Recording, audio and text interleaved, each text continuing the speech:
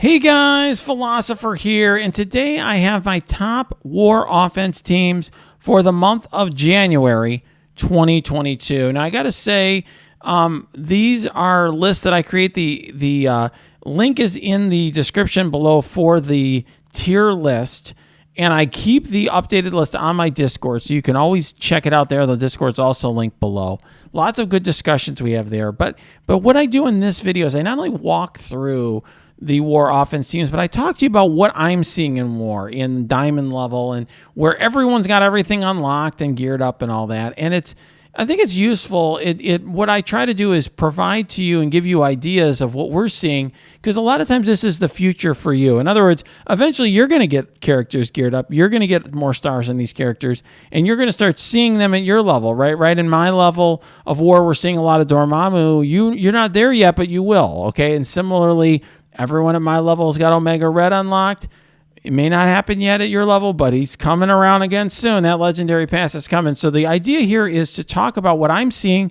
It may not apply exactly to your level of war, but just you can use the information here to your benefit anyway, because I understand that at whatever level of war you're at, I get people tell me all the time, Philosopher, in Platinum 1, our Axemen are the most important team because we all have huge Axemen. And I get that. Any team that's much larger, if you have one 700K team and a bunch of 300K teams, obviously the one big team is going to be the dominant one. But this is if all the teams are equal in size and all of them are in power. If you have everything unlocked, everything geared up, where do they rank? And this can help you figure out what to invest in if you do care about war. And I know some players do, some players don't. I'm one of those players that really enjoys war. And I will just tell you right now, the top war offense team is not going to surprise you. And that is Weapon X. And Weapon X is not only the top war offense team, it is so far above the other war offense teams that it is in a tier of its own. This team absolutely decimates Heroes for Hire. I will tell you that if you are losing to Heroes for Hire with this team, you are definitely doing something wrong, because it is a trivial fight if you know what you're doing and you do it right. You want to ability block Shang-Chi unless you have a large Omega Red that's larger than your other characters, in which case you may have to ability block Misty Knight, depending on the way the rest of your team looks. But this team as a whole not only destroys Heroes for Hire, but it also just beats everything else. And in fact, it is the key to, many times beating Dormammu teams, which you're going to start seeing in the future at your level of war as well. So this team is so good. It is so dominant. It is such a cut above that it is, absolutely a game changer in war. If people on your alliance are stupid enough to use their Weapon X on something besides Heroes for Hire, you're going to have a lot of trouble clearing at the very end. You're going to need to make sure you have your Infinity Watch ready to try to clear those Heroes for Hire, and that's not 100% counter, okay? It's a sketchy counter.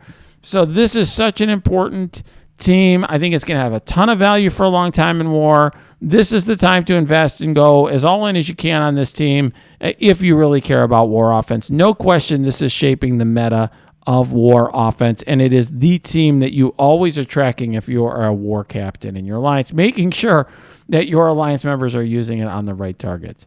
Now, the next tier is not going to surprise you, and you could have these teams ordered however you want, Infinity Watch and Eternals. Here's the thing. With Eternals, it depends on what else they're with and what they're up against. I see in war sometimes people using just the two Eternals, 2v5, against a team and winning.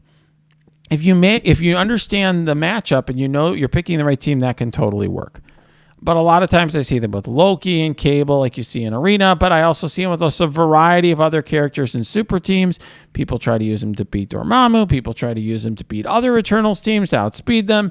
People are using them in all sorts of ways. They try to use them to beat Infinity Watch, and you definitely want to bring some additional friends here if you're going to be going up against Infinity Watch. So how strong the Eternals are versus Infinity Watch really depends on the team, but these are both very, very important pieces.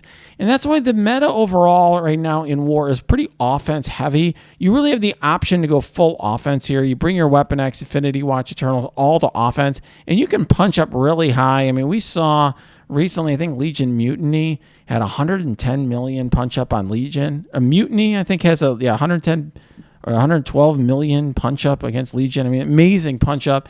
And that's possible because if you go full offense now, there's just not a lot that stop these teams on defense. But obviously you can go the other direction as well. You can put your Infinity Watch on defense, your Eternals on defense. That's kind of how the meta is shaping up at high levels right now is how heavily defensively do you go? Do you put your Infinity Watch on defense? Do you put your Eternals on defense? And what are you doing with your Dooms or your new Warriors? We're going to talk a little bit more about that a little bit later down. But that is what I'm seeing overall. These teams have whether you have them on offense or defense. I don't see Weapon X on defense much unless a alliance is just trying to be very cheeky and just put everything on defense, so they're taking the war off. But definitely see a lot of these teams on defense from time to time, depending on the matchup and depending on the alliance you're trying to match up against. Now, you may be surprised that the top of the next tier is Shadowland. That's really what I've been getting a lot of questions about from folks. And I got to tell you guys, at 794, almost 795K, I have one of the smallest Shadowlands in my alliance. And the reason why is because a lot of folks in my alliance just G15 this entire team because it is so good. Even now, I mean, this is a team a year later. I mean, this was a new hot team when I first started content creation back in March of last year.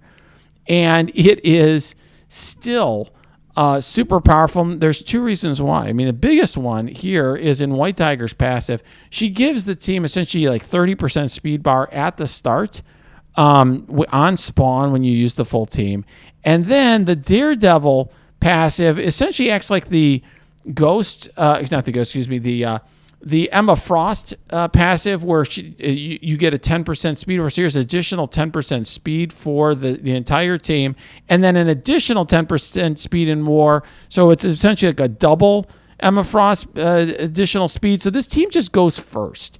They always go first. And so between that and the debuff flip from Night Nurse, which is very powerful as well, this team could take on a lot of super teams and come out victorious, particularly if you have Hanger up. And that's a thing where this team performs way better if you have Hanger versus not, because Moon Knight, if he has Deflect, flips Deflect to offense up and fills the speed bar by 20%. So when Hanger's up, the entire team has Deflect, and he goes super fast. If Hanger's not up, he doesn't go nearly as fast, and that impacts the overall strength of the team. But with Hanger up, a total monster can do all sorts of things in War and has really had a longevity that stands the test of time. So definitely at the top of Tier 3. Really another team that at my level in War we're tracking. Like, we're tracking where we are with our Shadowland. Where's the opposing team? Like, how many Shadowland do they have? How many Shadowland do we have left? Like, that's part of the equation of figuring out, whether the other side's running out of offense or not as we're getting closer to trying to full clear each other. All right, now here the next team here is Secret Avengers plus Kestrel, and that's important. Okay, so you can see my team here. I usually use the team now with Kestrel. In the past, I split them out, and I think at your level in War it may make sense. Kestrel with a bunch of other assorted garbage can beat a lot of teams. Like, I used to use Kestrel with Ultron, Falcon, Fury, Namor, and I would beat teams with that. And then I would use this team separately, the Secret Avengers separately. So we're using them together. They're much stronger with Kestrel than without. But with Kestrel, they make kind of a super team. This is just super powerful and a force, because Kestrel's very powerful. And I know some of you tell me you see her on defense and this and that. I think she's best used on offense and has very specific uses and against very specific counters. She's certainly very useful, for example, against the new Magic Uncanny teams, which we see a lot at our level of War. So, definitely very powerful team, and a team that I think is going to keep its spot on this list for quite some time. Now, the next one is really important and definitely a changer. And this is Brotherhood Doom Falcon.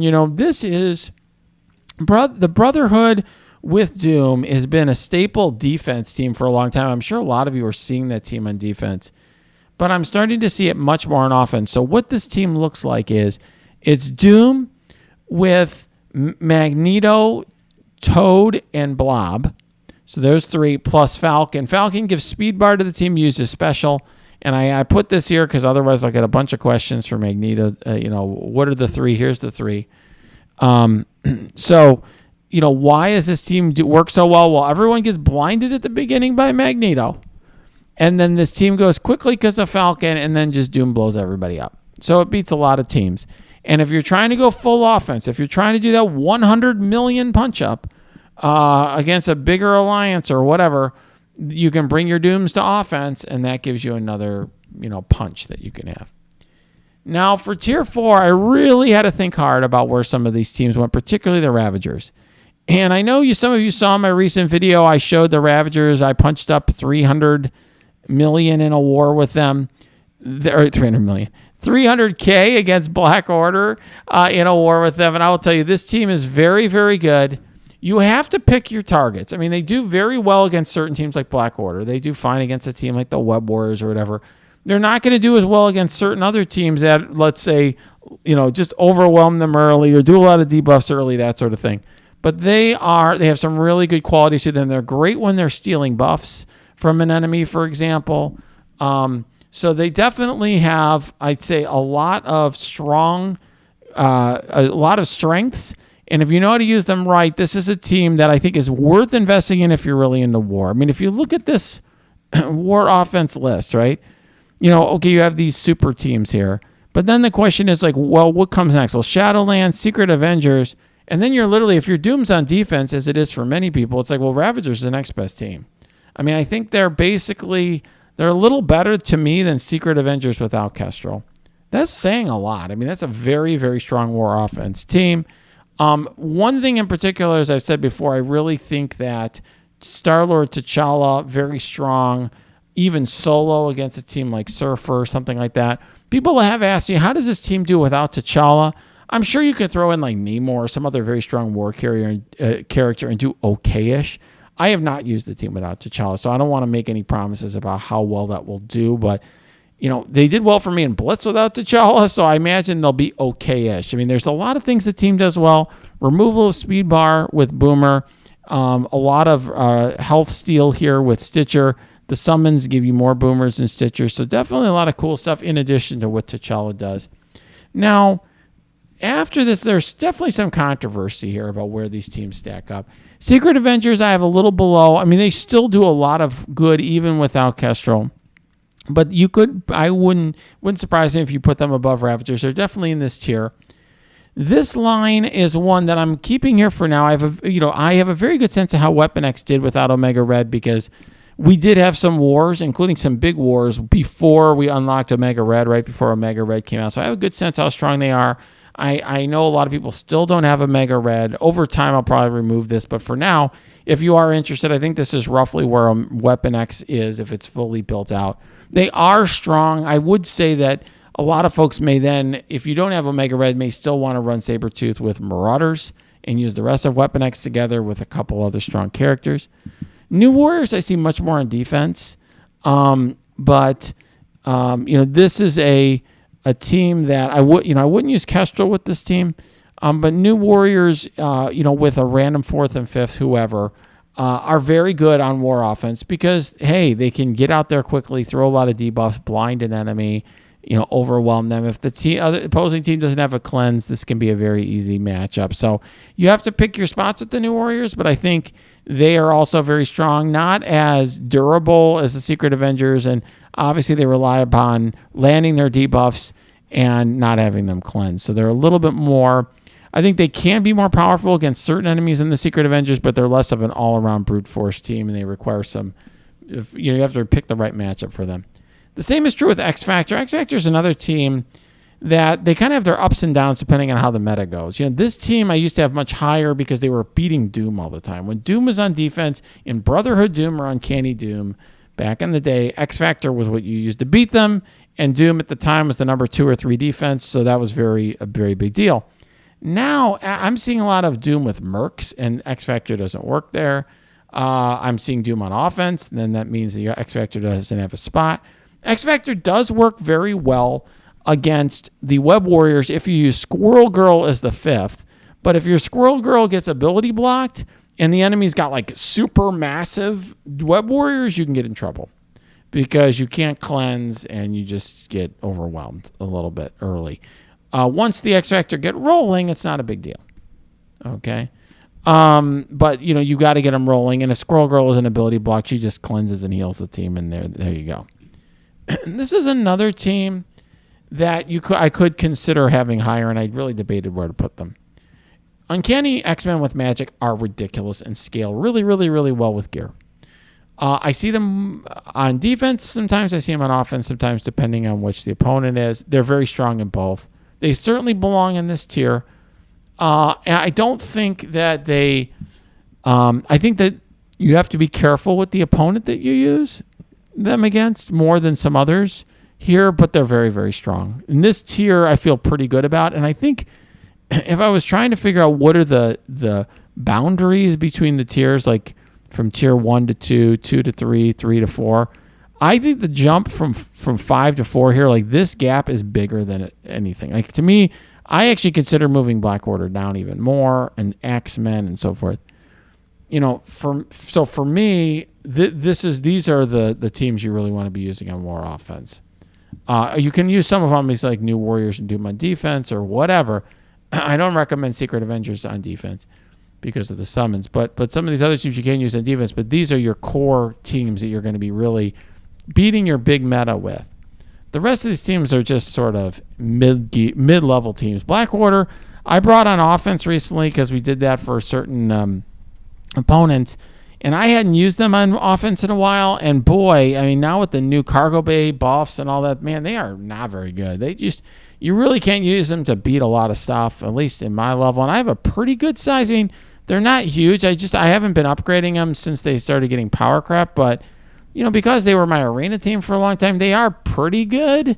They're pretty geared, and and they're all blue ISO'd and everything. And I mean, you have to really pick your spots with this team. They run out of steam. They run out of gas pretty quickly. You have to be really careful you use them against. That's my experience with them. X-Men, they're very good at teams that have summons. So against certain teams, they're great. They can be very good depending on how big the Web Warriors are against the Web Warriors, if you're worried about that matchup. But that depends on how big the Web Warriors are. There are Web Warriors that get so large that they can overwhelm the X-Men. This team I consider moving up, though. Hydra 3.0 at my level is becoming more important, but it's very much focused on beating Mercs. So the reason it's becoming more important is you're seeing a lot more of Mercs with Doom or Mercs with Surfer, these hybrid teams around the Mercs that make you want to use your Hydra more. But if you aren't facing Mercs, they're less important. And I've seen people like throw their Zemo in with X Factor, other things once there is they don't need their Hydra. I will say too, there are a lot of really cool hybrids people are making here where they're mixing Hydra with other teams to make all sorts of things. This is an older team that did that. That some people still use. I keep it in because people at lower levels may still find this helpful. I don't see this much at my level anymore. But I think Hydra 3.0, like I said, it's very niche. It doesn't have broad application, but it's very important in my level of war, more so than these two teams, which are kind of like filler. This is one team where I've had some debate about where to move them. So my X-Force, I will tell you, I don't really have not gone hard on my X-Force. Compared to the other, teams that are my level. I mean, my X-Force is down here. I have a, Gear Tier 14, 7 Red Star Negasonic, and I've, big X-23, but they're not that big for my level. I never put Gear Tier 15. I haven't done these other characters. There are people in my alliance who have massive X-Force, where everything's Gear Tier 15. All the T4s are done. And they can do some really incredible things with an X-Force that large. In the right conditions, like you can't have defense up, or you can't choose certain enemies, but against the right enemy and the right matchup, they can do amazing things. But to me, they're very tricky. They don't scale very well because the way the team works is Negasonic has to get enemies under 50% to trigger speed bar gain from X23, and to me, it just doesn't scale well enough, and I think you need to have the team super large, and you really need to know what you're doing to get much out of them anymore. I just think the team is too power crap. So I feel having them a tier down to me seems like the right thing, and it's my list. So I just feel like my gut is what I see as a team that is sliding. What keeps them in the race, which keeps them relevant, is the fact that they also get speed bar on spawn. It's actually from Domino passive is what gives them the speed bar on spawn. The thing that makes them relevant is this. There is a speed bar on War Offense. She fills the speed bar for herself and all X-Force allies. That is what makes her relevant, or makes this team relevant. But I just don't see it. Now the rest of these teams, I mean, they're just not that important. They're just like filler low-end teams. Web Warriors are okay-ish on offense. If you throw in Namor, they're better. Most teams are, because Namor's super OP in War Offense. These other teams, you have to watch your spots so they don't have a cleanse. You have to be very careful who you take them up against. Same with Sinister Six. They're great when you can flip buffs. They also don't have a lot of cleanse. The Rhino has very limited cleanse. That's it. So you just have to be careful who you bring them up against, but they can be good. Same with Brotherhood 2.0. You have them built massively. They can really do a good job against a team like Inhumans or something, a large Inhumans team, but you have to know the matchup because they can also get rolled. I mean, if the blinds get cleansed or they don't kill people quickly enough, they can just fall apart and run out of steam. These are teams that can, easily lose even a matchup against a mid-level team if it's the wrong matchup. Skill military, some of you may be surprised to see down here. As I said in the last video, I just have seen less relevance for them in my level of war because everyone's moving either to hybrid mercs where it is very much Doom mercs, Surfer mercs, that sort of thing, which skill military can't handle, or that I'm seeing like mercs with Doom, and then obviously skill military has trouble with that. And then it's like, what do you use them against? I mean, they're okay. I see them sometimes on more defense as well. They're okay, but I just feel like they're not like a go-to team anymore.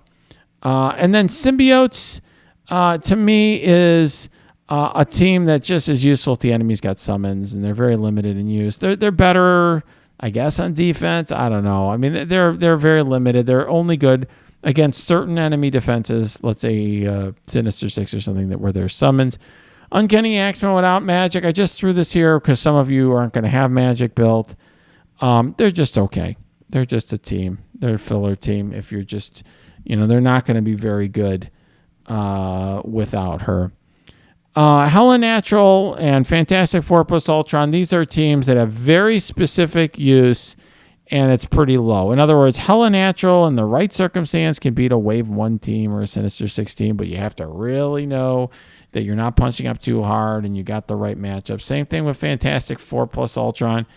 It can counter certain teams, so they're all low-end teams for both of these. These are kind of like your filler, low-end offenses. And then the rest of these teams are all old power creep teams.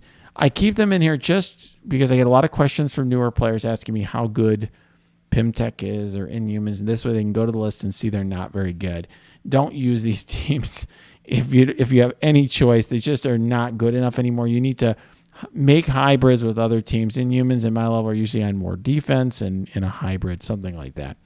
But these are the best War Offense teams for the month of January 2022. I hope this is helpful to you. If you have questions, if you have comments, leave them in the comments below and go to my Discord, which is linked below. We have lots of great Alliance War discussions there, encounters and teams and things like that. And please like and subscribe to this video. And hey, if you want to support this channel, please go to the link below, buy Amazon coins. That supports the work that we do.